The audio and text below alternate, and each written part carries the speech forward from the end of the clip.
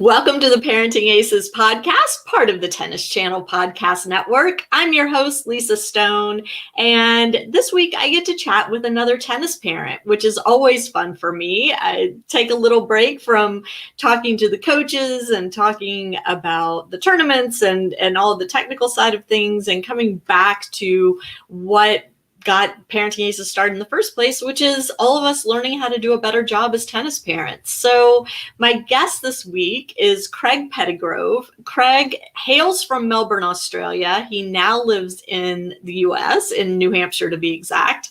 And he came to the States after growing up in Melbourne to play college tennis. He started out in Tennessee, transferred to Oklahoma, and as I said, now is living in New Hampshire, where he is raising his two sons, one of whom plays tennis and one of whom does not. And Oliver is the son that plays tennis, and he is very committed to the sport, training daily, working really hard to play tournaments and get his ranking up and all of that. And Craig, because of his past experience playing and coaching, really has been his son's primary coach, but gets input from other coaches along the way, including one of my favorites, Todd Whittam.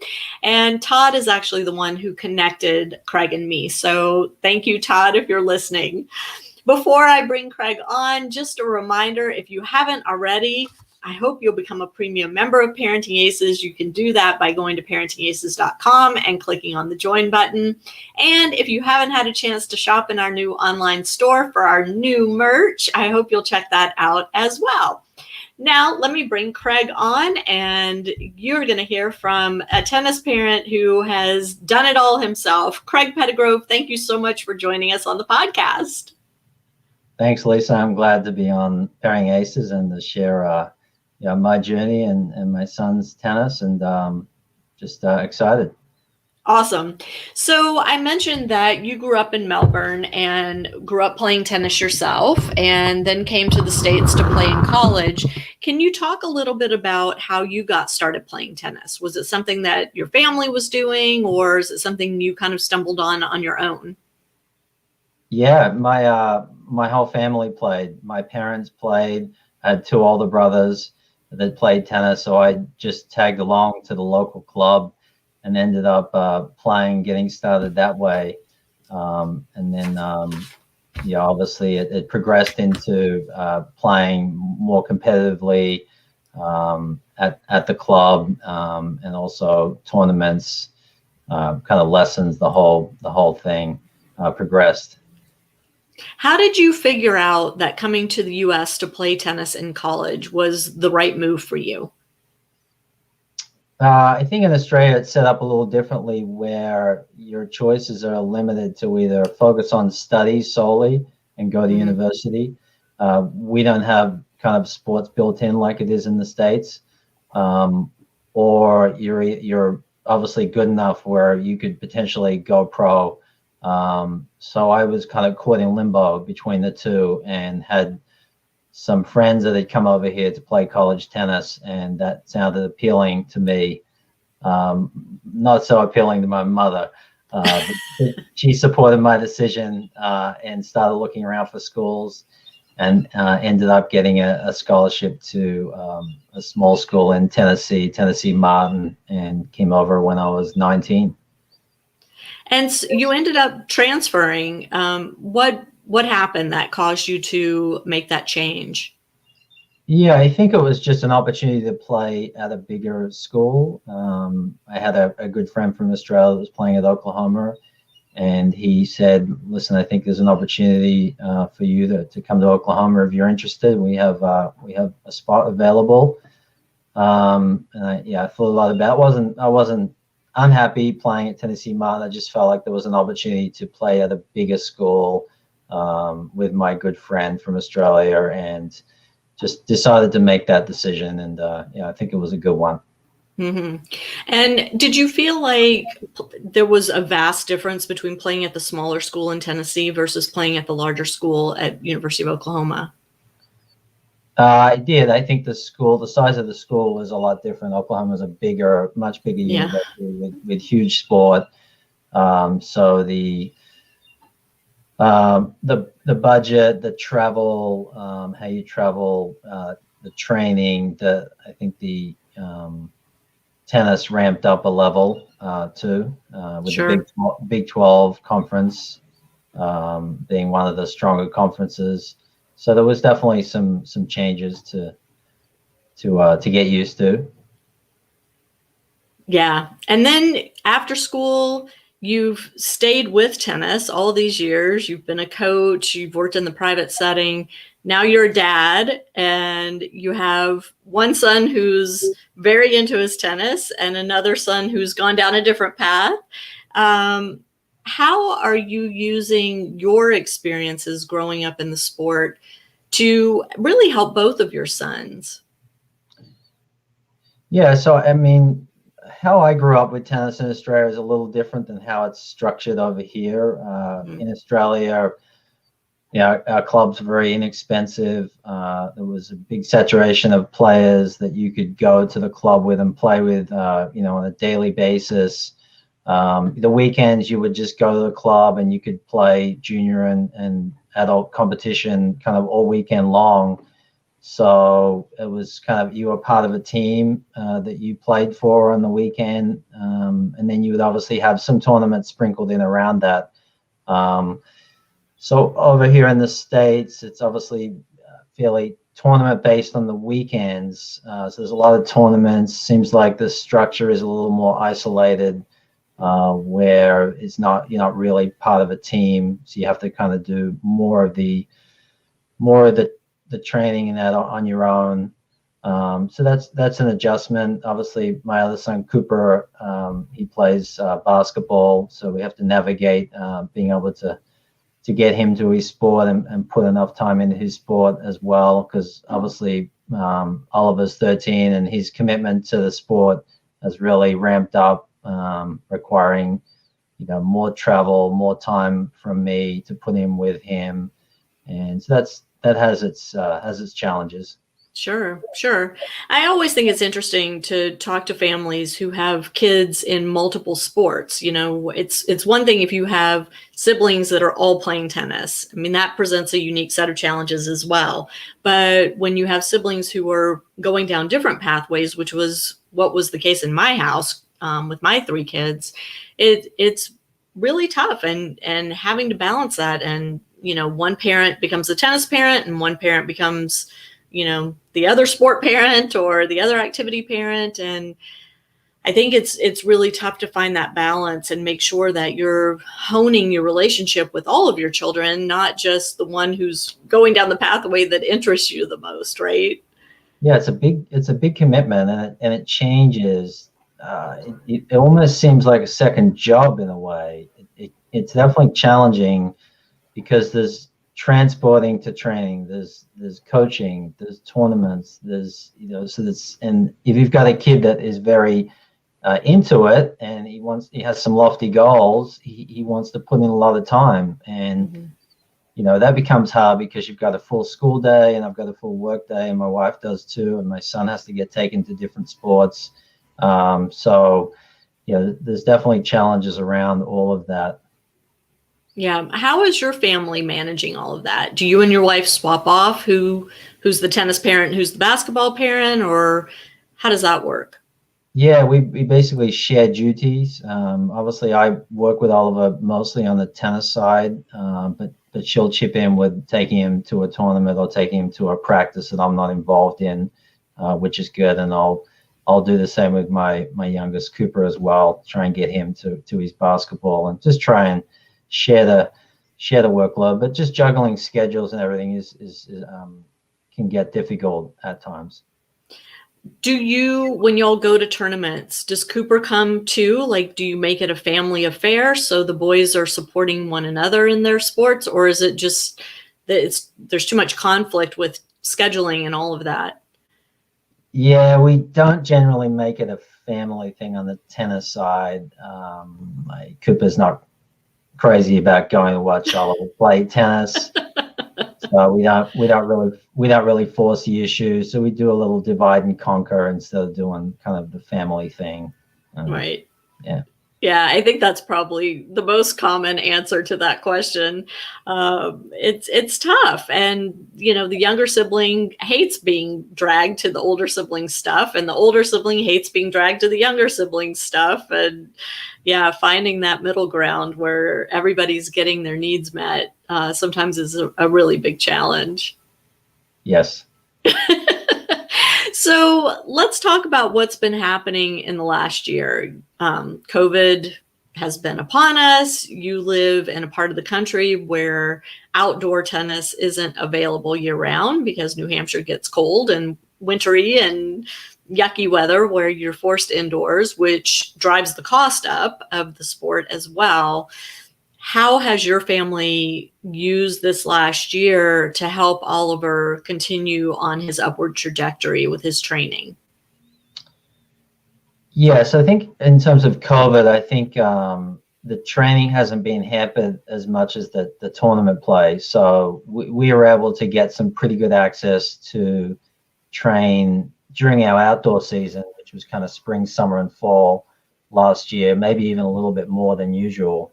Just my work schedule changed a bunch.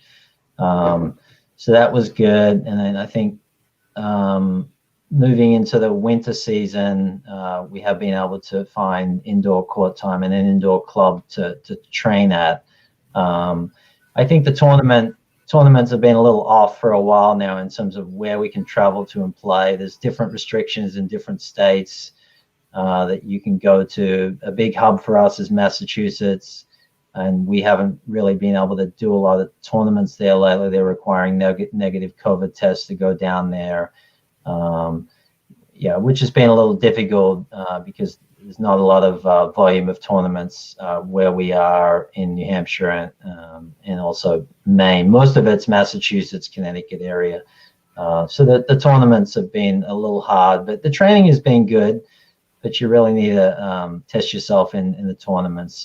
But overall, I can't really complain. It has been fairly good for us. That's good. And so in February, y'all made the decision to go down to Florida and train with Todd Whittam for, I think, a week, you said.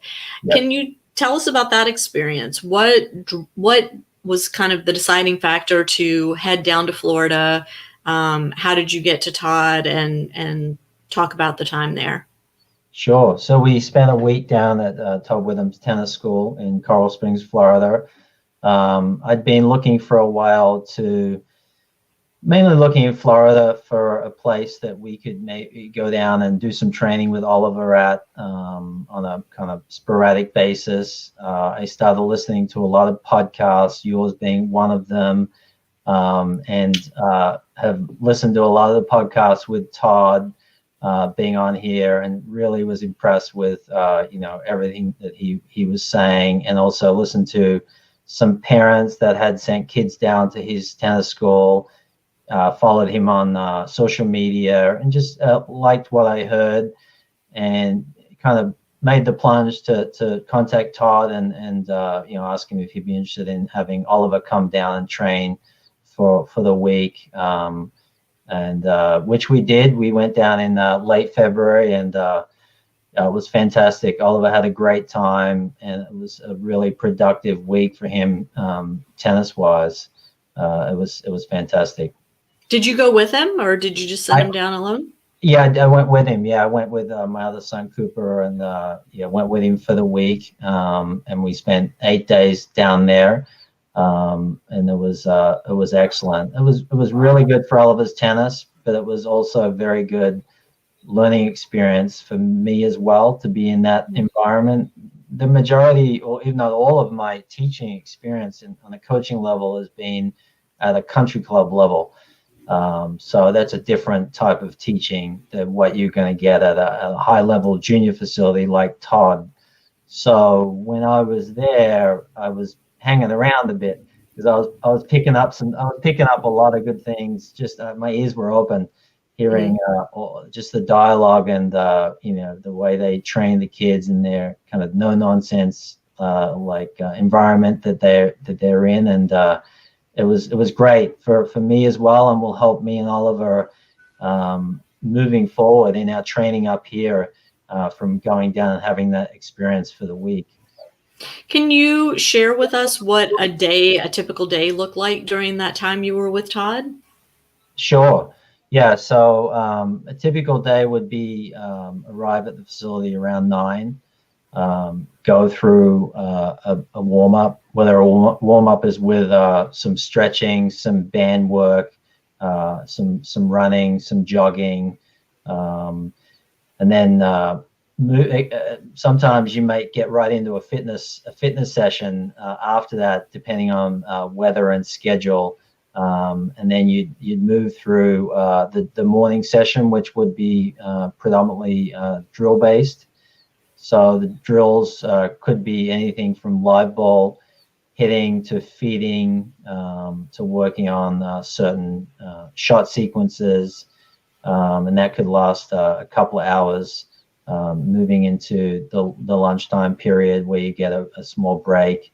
And then the afternoon session would be more match play based, where the kids are playing points, the kids are playing matches. They've got certain goals they're trying to work on in their match play, and certain strategies they're trying to implement. And come around 3:00, 3:30, they would wrap up their day via some stretching and some cool down.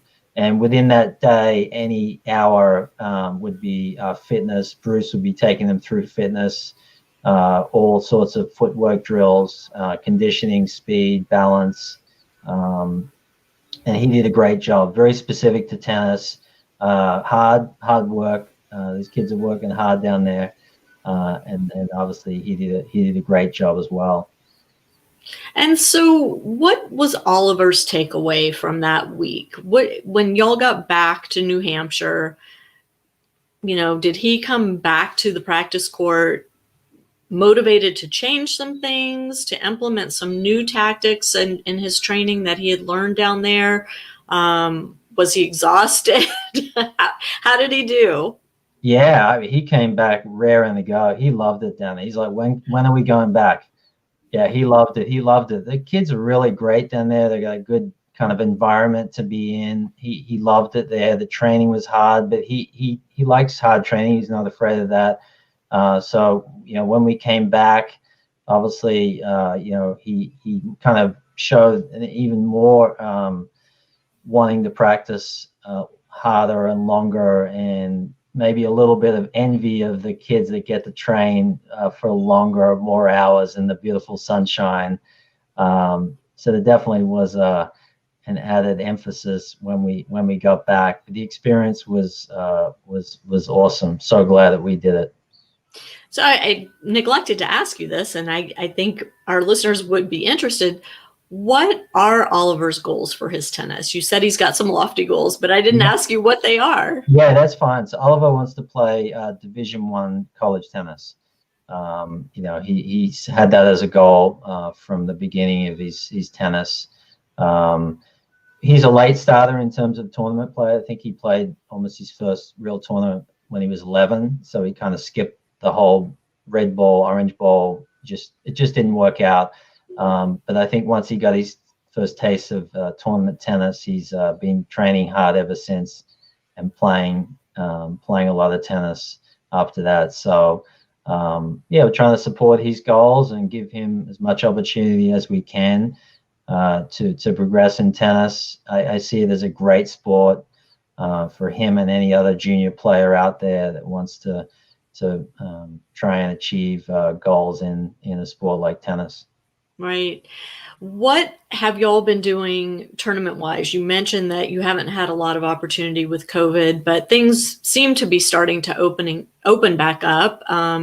We're recording this. I'm next week I'm going to be going to the ITF tournament down in San Diego, and the following week is the Easter Bowl, which I'll be at as well. So we're recording this mid-March. What are y'all's plans with tournaments? What are you seeing with the new tournament structure and the ranking structure, and being able to gain entry into the events that are back on the calendar? Yeah, so the startup for us is there's been a lot of changes with different structures. I know they're trying to increase the amount of matches you get in certain tournaments for some kids. What I'm finding is the kids that are on the bubble in some of the tournaments, find it hard because they need volume of matches. It's more important for them to get volume of matches than kind of like who they're playing, if that makes sense. Whereas the kids Sure. the kids that are at that higher level already, they get the volume of matches. They're going to do well in those tournaments. So USTA is trying to create more matches for the kids that are trying to break through. Whereas kind of that UTR format is more related to you'll play kids at your level and you will get those guaranteed matches. So I think that the structure is changing. I think in terms of COVID, the tournaments are starting to kind of get back into full swing, as long as you don't have any restrictions on where you're going, as we still do a little bit. Right. It's interesting to hear you kind of talk about it from the perspective of still, you're limited in where you can go. Does that kind of drive your decision about just if there's a tournament and Oliver can get in, he's going to play because he just needs the match play? Or are you being a little more selective about the opportunities that you take advantage of? We do a little bit of both. I think it's good to do both. So I think it's good to get tournaments where they're going to get guaranteed matches. And I think you want to have tournaments where you can really kind of gauge where they are in terms of their peers, where they have opportunities. If they play well, they could win matches and go through the latter parts of the draw. So I think that's a good kind of way for parents to gauge that a little bit, where it's good to see where your kid's at and if he's winning a certain match or how he's doing in a certain tournament, but they also need volume of matches, and ultimately the kid's improvement will really dictate on whether they're going to be starting to win certain matches or not. If they keep focusing on training hard and trying to improve their tennis, the results will come if they're meant to come. Mm-hmm. What kind of off-court stuff is Oliver doing? Like, is he doing fitness training, footwork drills, working with a sports psych, recovery stuff? Any of that incorporated into his regimen yet? Yeah, so we work on some footwork. We've carried some of the drills from Florida back up here in terms of working on some footwork drills through around cones. We do some on-court, a little bit on-court footwork, on-court fitness. Oliver will also work on a track session. He'll go to the track and work on some running and sprinting on the track, doing some jump rope. He does some weight work, some lightweight work for strength. And he's also doing some band work as well. So the Florida trip definitely, it kind of made him think more about the advantages that you can get through working on fitness and footwork.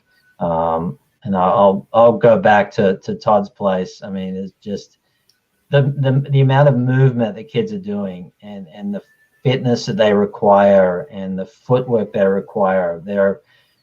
Their emphasis on movement. So every drill they're doing, they're moving back around the cone and getting in position for the next shot and moving back around the cone.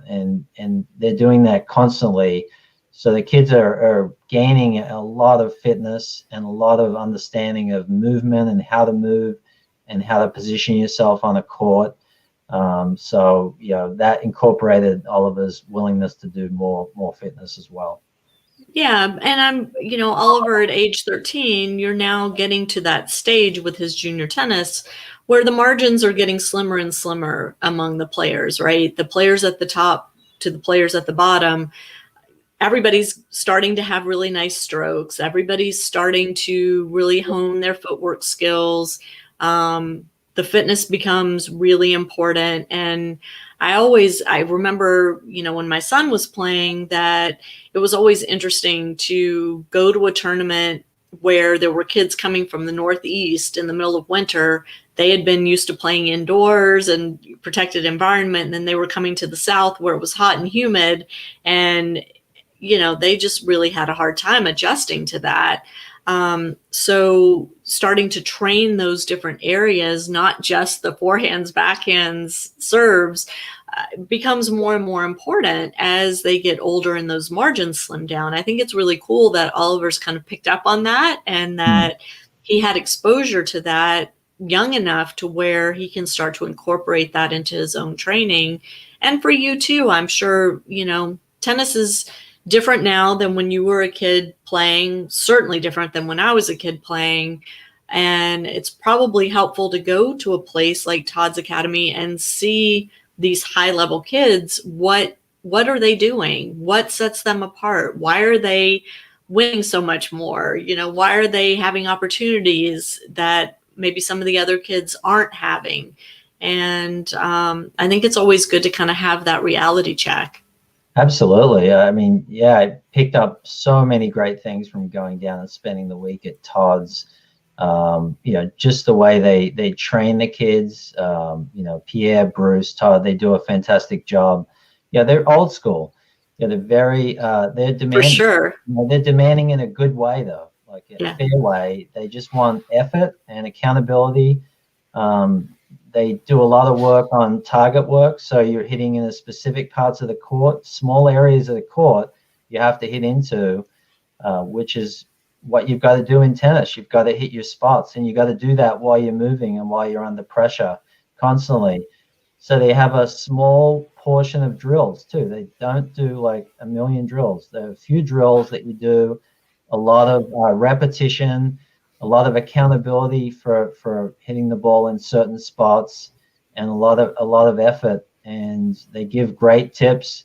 They're also very structured. If your kid comes down there for a week, or he comes down there for a month or 4 months, they kind of tailor that to the child. They can't pull a rabbit out of a hat for a 1 week training session, but right. It doesn't deter them. They're like, okay, we can still get you to improve and work hard while you're here, and give you good framework moving back.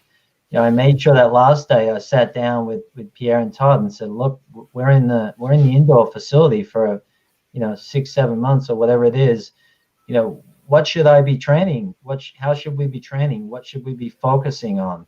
And they gave some really good suggestions on that. And while Oliver was there, they were following that path of, how is he going to be training? How tall is he going to get? How does he play now? What should he be working on? Where's his game? What does he need to be working on? So they give you a good overall analysis of your child and where they are and what they could be working on moving forward to get the best out of your kid in their junior tennis. Yeah, one of the things I think Todd does really well, Todd and Pierre together, is that assessment of the player, right? Where are you today? What are your goals? What do we need to do to help you get there? That happens on day one. And I've heard this from other parents who have taken their kids there, and I've heard it from Todd himself, that assessment piece is key, because until they can know exactly where a kid is on that first day of training, how do you develop a roadmap if you don't know where your starting point is? Yeah, the assessment's brutal. 90 minutes of hard work. There's all sorts of drills you've got to do, hitting into small areas of the court while you're moving around a cone, dealing with the blister, dealing with the sun, dealing with the wind. You've got to be tough, because they're going to push you, and that gives them a really good understanding of where your kid is at. And during that assessment, they're giving some great tips as well. They're giving suggestions on movement or technique or different things like that. And it's a really good thing they implement there. And that was a good one for Oliver to start with, and a wake-up call that he's got to keep working hard under the elements as well. Well, and as hard as day one is, day two's even worse because you're coming back with the blisters and the sore muscles and the fatigue, and you know what's ahead of you, right? You know what you're in store for. And when you're only coming for a week, you don't want to waste any of that time, right? So the kids are learning to fight through some of the discomfort, which, you have to balance it. You obviously don't want them to get injured, but at the same time, they have to learn to develop that sense of, okay, I may be in some pain here, but this isn't pain that's going to cause a debilitating injury. So I just need to kind of suck it up and keep pushing. And I'm going to get a break, and I'm going to do the things that I need to do to help my body recover. And then I'm going to get back to it. Yeah, I try to prep Oliver. I had a hunch how it would work. So I try to prep him on, it's going to be physically very hard. And they'll be tough on you. They'll expect a lot. Yeah. And if you give a great effort and have a good attitude, you'll get a lot out of the week, and it'll be good. And you'll be tired. So like every part of the week may not be exactly where you're playing great tennis. So just do your best, suck it up, and your legs will come back as the week goes along. And make sure you've got open ears to what they're saying. Because I didn't give Todd almost any information. I can't, well, I did give him an email, but besides that, I just let him and Pierre and Bruce kind of like work with Oliver. And so as he's playing and they're giving suggestions, my ears are open too, because I'm like, okay, how would I see that particular situation or that particular shot from Oliver, and how would I go about instructing him to improve that? And, Pierre, one time, basically, he just stopped and asked Oliver, what's going on? You've started missing those shots now. What are you doing wrong? Didn't give him the answer, and, wanted to get that from him. Little things like that, how they make the player think and be accountable for what they're doing on the court, is important. And also the emphasis on shot sequencing and where are you hitting your particular shot. You can't just hit it anywhere. There has to be a plan. Where's the weakness? You've got to be 2 shots ahead so that you're hitting the ball into the areas that you need to be hitting it in. And that was a good lesson as well, to hear that they're really they're teaching these kids to play at that high level. Even if they can't execute everything, there's still the framework is there on, okay, this is what we're looking for you to do. You will get better at this. At least you have a path of where your shots are going. Right. And I've heard that from Todd and from Pierre when I've had them on the podcast is, we're not training a 12-year-old to win the 12s. We're training a 12-year-old to be winning in the 18s when it really is important. And, for the kids that are looking to play in college, when they're under the microscope from the college coaches, or if they're looking to turn pro, that they're preparing players for those later years, winning in the 12s and 14s. I mean, they want them to win sometimes because they need to build confidence that way, but they're not building games for the 12s and 14s. Yeah, it's 3 coaches, 10 to 12 to 15 kids. So the ratio is really good. The kids are serious. They're competitive tournament players. Obviously, parents have made a commitment to send their child down there, so they're kind of for real.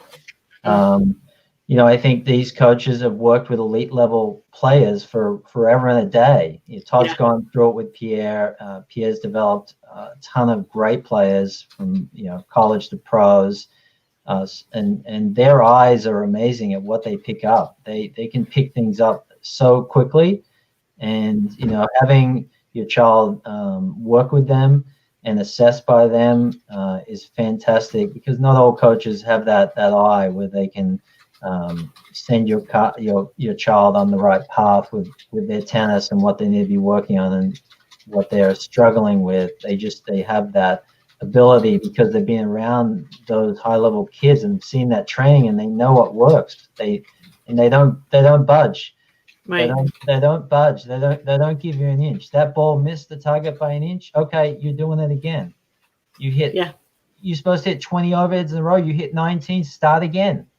Like there's absolutely no budging there, and I love that. Like I love that part of it, that they're really tough, and they know what works, and they stay committed to how they're going to do it. We've talked about what Oliver took away from his week there, and how he's kind of adapted his own training. What did you take away for you as coach? We won't talk about the dad side yet, but as a tennis coach, what did you learn, and what have you brought back to your coaching? So I picked their brains all week. I spent some extra time there and made sure they were comfortable with that. I was mainly just trying to pick up on things that they were working on and listen to them, because I have a lot to learn as well as a coach, and also how I work with Oliver as well. A parent-child relationship, parent-coach child-coach relationship is definitely challenging, very, very challenging. Yes. It seems the other parents are like, oh, you're so lucky. I'm like, no, it's harder than what it looks like. So the training, we definitely have made some adjustments on the training on the indoor portion of it. They were big on developing the skills indoors, whether that's volleying, transition game, serve and volleying, stuff that can help you on quicker surfaces, so that you can play on that surface better. And then when you come to playing outside, the focus is a bit more on further back court position, more ground stroke orientated game plan. You won't have to spend as much time in that volley all court area because you've done that most of the winter. So more specific training according to the conditions you're in, and also specific training to your child too. How does your child like to play? What's their personality? What's their body size? And what are their skills like at a certain age? Whether they struggle with. So they were big on giving me tips regarding training Oliver more successfully. I love that. So what's on the calendar for the next few months? Are you going back down to Florida? Does Oliver have some tournaments to play? What's happening? Yeah, we haven't made any plans for Florida in the next few months, but I think we've got some plans later in the year, beginning of next year, to try and spend some more time down there at Todd's Tennis School. We'll have a full bevy of tournaments coming up, as long as the governor of Massachusetts is willing to kind of bend the rules a little bit on the COVID testing. There's ways around it. We can travel for tournaments up in Maine, some UTRs in Maine. We'll have some tournaments that we can go to in Connecticut and Rhode Island. So we're driving a little further, and then we can the COVID testing, whether we can get that again. It's a little tricky to get multiple COVID tests for a sporting reason. But there might be possibilities to that. We have creative ways, setting up more match play that may not be tournament based, but still good match play with his peers as well. So we'll do the best we can in the situation as it is. At what point do you get to move back outdoors? When does the weather get warm enough and clear enough? Yeah, so our weather's brutal up here. When we went down to see Todd, we had like 2 feet of snow on the ground. It's cold from basically November all the way through kind of maybe half of April. You're pretty much indoors, and maybe you'll get half of April where you can go outside.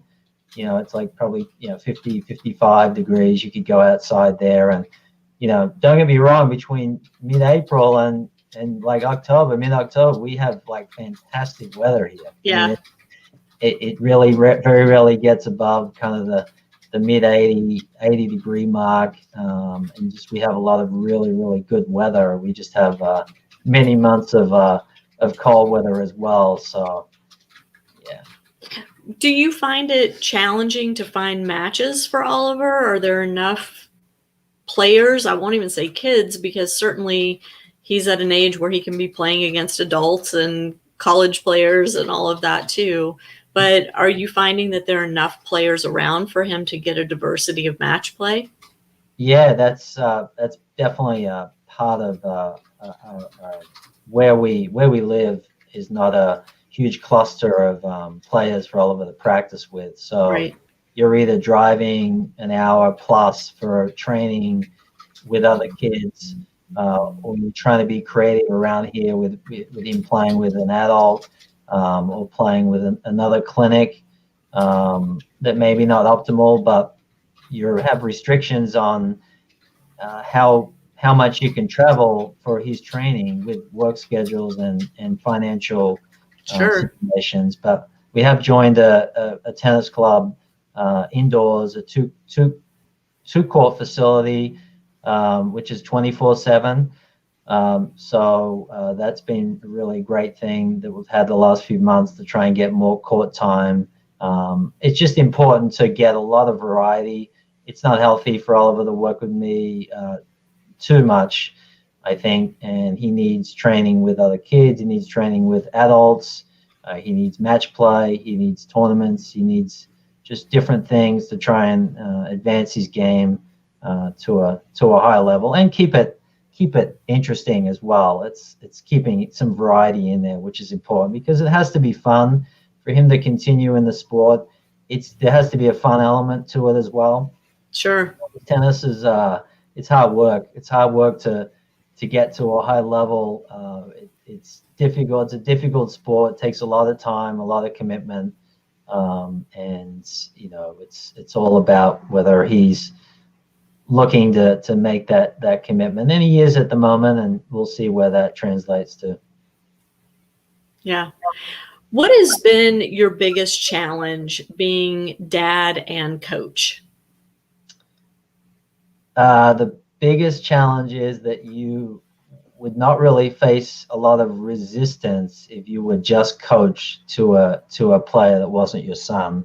I think you would implement drills, sessions, training sessions that you would do, and if you had the right student, they'd be agreeing with what you're doing and not really asking why. And then, well, it depends on the kid, maybe. Yeah. But there's also how I communicate with Oliver in a training session. I go from periods of just not saying what I want to say, and then sometimes I'll say what I want to say. I just have to be careful the tone I have, and maybe being too hard on him, being his parent as well as his coach, and making sure I'm still aware he's 13 and is relatively inexperienced in tennis, so that he will make mistakes and he is learning and he is trying.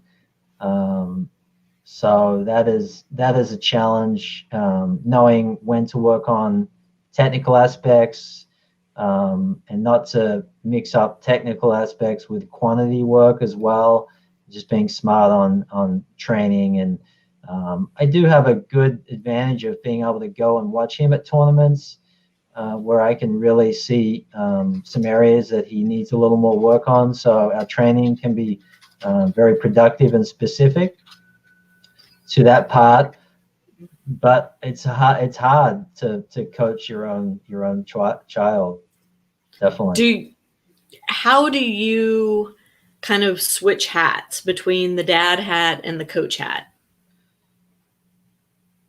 Yeah, so the dad hat wants to go over every match and every training session and every forehand, and the coach hat wants to do all that, but the dad hat shouldn't do all that. Right. The dad hat needs to give the tennis a rest and wait for him to come to me and want to know about this match or this point, or why am I doing that. So we have to kind of try and leave the tennis outside of the house more often than we do. But he's 13 and very into his tennis, and watches tennis all the time and is always asking questions, and so that balance is difficult at times between the tennis and the sessions and home and off the court, trying to keep him a normal kid. Well, it sounds like you're very tuned in to what Oliver wants and Oliver needs, and you're doing a pretty good job balancing when to be dad and when to be coach. And it sounds like he wants coach a lot of the time. He wants that information. He's hungry for it. So that makes your job a little bit easier, I would think. Yeah, and he works really hard. He's a hard worker. He puts in a lot of work on his tennis and listens most of the time. Maybe a tad impatient with certain things that he's trying to get in his game. And I could be a little impatient at times as well. On what's realistic for him, where he's at, and what he's working on, because it's a process. It takes a while to make improvements in a sport like tennis as well. So it is a juggling act. I have learned a lot from listening to your podcasts and other podcasts that is very helpful with other players and other parents' journeys. And you're always learning on that as well, how to keep the parent-child relationship somewhat separate from a coach-child relationship as well. And we're doing the best we can. We have limitations on how much we can play because of indoor court time, because of our jobs, because of financial, because we have another child. The whole thing is, if I could hand him off to another coach more often that I trusted, if that was realistic from a lot of those perspectives, I'd do it in a heartbeat. I think that would probably be a better scenario, and that might be still on the table sometime in the future. But I think you do what you do. Every situation is different. Sure. If the parent of a 4, 5, 6-year-old came to you and said, I want to put my kid in tennis, I have a background in tennis, so I'm going to coach my kid, what advice do you have for me? What would you say? Yeah, I would say, so you're talking 4 or 5-year-old. Yeah, kid just getting started. Yeah, so Oliver did tennis only in the summers for the first few years, and only like once a week, maybe twice a week, just very, very social, and it didn't really put in much time. And I needed a bit of a kick up the behind to get him started. I might have been a little late with that, but I finally gave him a little more opportunity, and he gravitated and went to it. So getting back to the parent, I would keep it really fun at that age.